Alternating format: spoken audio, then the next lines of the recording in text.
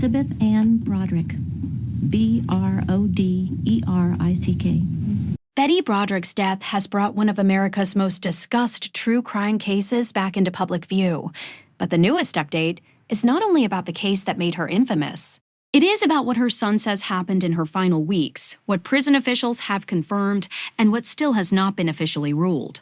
On May 8, 2026, Elizabeth A. Betty Broderick died at age 78 while serving a life sentence in California for the 1989 killings of her ex-husband Dan Broderick and his wife Linda Kolkena Broderick. Before we walk through the timeline, subscribe, like, and share to support Starline Daily for more verified updates, public record timelines, and trending entertainment news handled with care. The newest details came from Betty's son, Daniel Broderick, who said his mother had suffered multiple septic infections before her death and had also experienced a serious fall at the California Institution for Women about 3 weeks earlier. According to his account, that fall resulted in broken ribs, and by the end, Betty was on life support at an off-site intensive care unit and unable to communicate. Prison officials have confirmed part of the timeline. A California Department of Corrections and Rehabilitation spokesperson said Betty was transported from the California Institution for Women to an outside medical facility on April 18 for a higher level of care.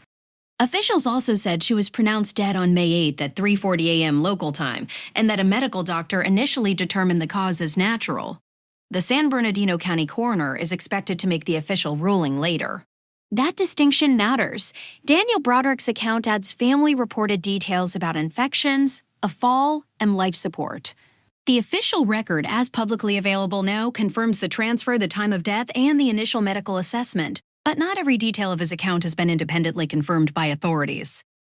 Betty Broderick's name became nationally known after the events of November 5, 1989, in San Diego. She had been married to Dan Broderick since 1969, and they shared 4 children. Their divorce and custody battle became intensely bitter, and Dan later married Linda Kolkena. Later that year, Betty entered the couple's home and killed them. Her first trial ended in a mistrial. In 1991, she was convicted of 2 counts of second-degree murder and sentenced to 2 consecutive terms of 15 years to life, plus 2 years for illegal use of a firearm. She arrived at the California Institution for Women in February 1992 and remained in state custody for the rest of her life.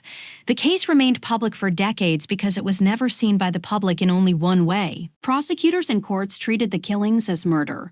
Betty maintained for years that she had been pushed by a long pattern of emotional and psychological abuse during the marriage and divorce. That claim became part of the public debate around her case, but it did not change the conviction or sentence. Her children also became part of the long public story, though they have lived much of their adult lives outside the spotlight. Kim, Lee, Daniel Jr., and Rhett were divided over their mother's punishment, with some expressing sympathy and others opposing release.